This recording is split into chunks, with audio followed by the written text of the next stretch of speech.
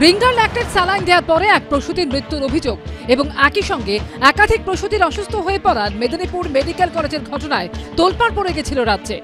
পরে কলকাতা নিয়ে আসার পর মৃত্যু হয় আরেক প্রসূতির। রাজ্যে প্রসূতি মৃত্যুর হার বৃদ্ধি পাওয়ায় উদ্বেগে রয়েছে রাজ্য সরকারও। এই পরিস্থিতিতে এবার মৃত্যুর হার কমাতে স্যালাইনের ব্যবহার নিয়ে কড়া গাইডলাইন জারি করল স্বাস্থ্য দপ্তর। যার জেরে প্রশ্ন উঠছে, তাহলে কি এতদিন ধরে প্রসূতিদের স্যালাইন দেওয়ার ক্ষেত্রে নির্দিষ্ট নিয়ম মানছিলেন না চিকিৎসকরা? গত এক বছরে হাওড়া, পুরুলিয়া, আলিপুরদুয়ার, পশ্চিম বর্ধমান, জলপাইগুড়ি, মুর্শিদাবাদ, উত্তর চব্বিশ পরগনার মতো জেলায় প্রসূতি মৃত্যুর হার সব থেকে বেশি। এই অবস্থায় স্বাস্থ্য দপ্তরের গড়ে দেওয়া 5 বিশেষজ্ঞ চিকিৎসকের কমিটি প্রসূতিদের স্যালাইন দেওয়া নিয়ে একটি গাইডলাইন তৈরি করেছে। সেখানে প্রসূতিদের সাধারণ স্যালাইন ও রিঙ্গার ল্যাক্টেট দিতে বলা হয়েছে।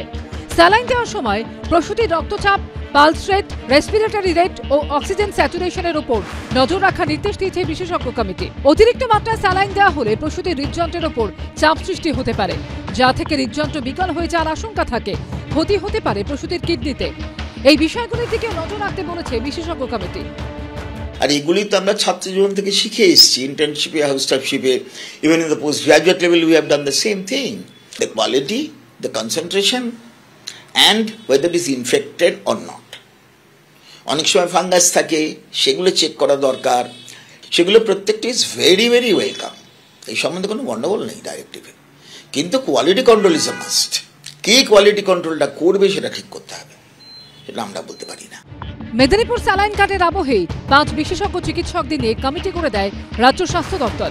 সেই কমিটি এই গাইডলাইন তৈরি করেছে। মেডিকেল সায়েন্সে ইন্ট্রাভেনাস ফ্লুইড বা রক্ত এবং অন্যান্য fluid very very important, essential, sometimes life saving, কোনো সন্দেহ নেই। যাদের দেখার দায় ওষুধ প্রস্তুতকারী সংস্থা থেকে শুরু করে ড্রাগ টেস্টিং ল্যাবরেটরি, ড্রাগের গুণগত মান দেখার জন্য যারা নিয়োজিত, তারা কি সেই কোয়ালিটি এনশিওর করতে পারবেন?